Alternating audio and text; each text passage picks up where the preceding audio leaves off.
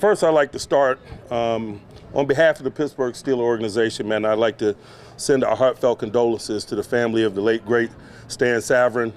You guys know we had a long and prosperous professional relationship with him. He was the absolute best.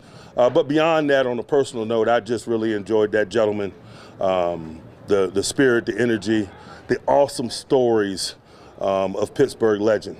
Just really appreciated that. As a guy at one time that was new to the city, man, I always appreciated his perspective on my circumstance, being able to share a story from the past and educate me a little bit.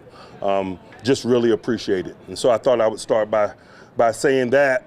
The work that we're doing out here really is just a continuation of what we've been doing, with a few caveats. It's important that we progress during this developmental journey and we take another step toward, football-like work, which obviously will be awaiting us in training camp. A couple examples of that, we infused the play clock today, acknowledging that component of the game. We're at the point in development collectively where it's time to do that. We're also introduced more situational football. We're not just snapping the ball 1st and 10.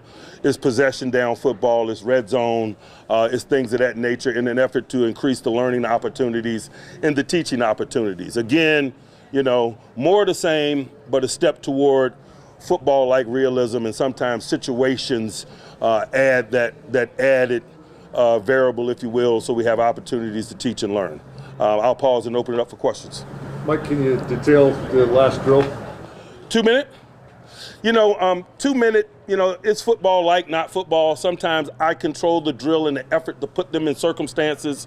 What I mean is the second set there, that guy probably scored when he caught the ball on the 2-yard line. I called it down at the 2 just to make the offense work on a short field under those circumstances. And so these are controlled football-like environments.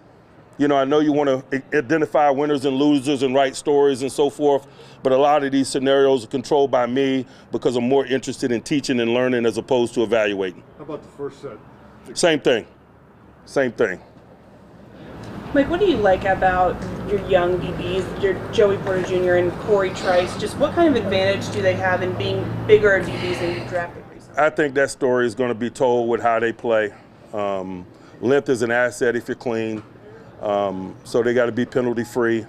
They got to know which way they're going. Sometimes when you're short, your COD is excellent. When you're out of place, you make up things faster. When you're long, you don't.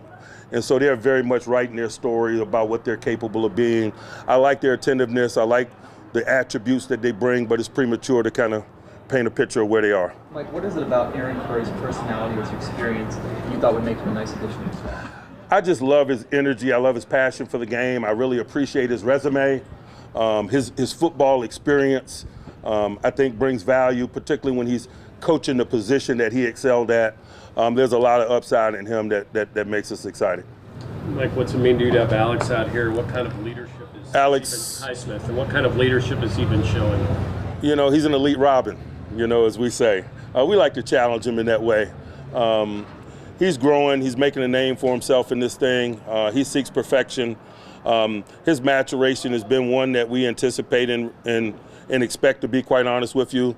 You put quality people in this program, man, and they work within it. They just simply get better, and their tape does as well, and he's an example of that. Mike, was everybody here that was supposed to be here? Yeah, everyone was here that I anticipated being here. I gave a couple of guys an excused absence for a variety of reasons. TJ wasn't here. Ryan McCullum wasn't here. I'm sure you guys missed TJ. I'm sure none of you missed Ryan McCullum. What about your punter? Same thing. Mike, earlier today, TA talked about football intelligence and how building that on 3 levels of the defense is imperative this time of year. How do you kind of mesh, given so many different new pieces entering this defense, how do you mesh kind of what they already know with what you guys are trying to teach them? A lot of the new pieces are veteran players, and so it's not new learning. It's just simply, what do we call it? A guy like E. Roberts, for example, a guy like Pat Peterson, man, they've seen all that football has to offer from a schematic standpoint. Really, it's just learning the language. And so, although they might be new to us, it's not ground zero in terms of some of the things that we're asking them to do. Mike, as Mark Robinson continues to evolve here, just where have you seen the most growth, and what more does he I'm not looking for growth at this time of year. It's just teaching and learning, and he's gotten better in that regard, and he's positioning himself to compete for work and show that growth once we get to training camp. Is there an appreciation to be had for Patrick Peterson, and you've seen him interact with two rookie cornerbacks and the young guys that you have on the roster there? I just think that comes with being him. That's who he is. That's why we were attracted to him. I don't know that that's really significant. He's a good teammate. He's a really good player. He's got experience. He shares those things with younger guys. How much learning would you say Broderick has done from the time you got him in the building till now? Like all rookies, man, they start at ground zero, and every day they come and they get better. And so, there's going to be a lot of learning. There's going to be some mistakes. It's ground zero for those guys. You said it's football-like, but what are you looking to see from Kenny Pickett in this scenario? And what are you seeing? All the things that come with being him, and we really don't have enough time in this setting to adequately describe it. Just know that he's working daily. He's diligent in terms of his approach. I like where he is.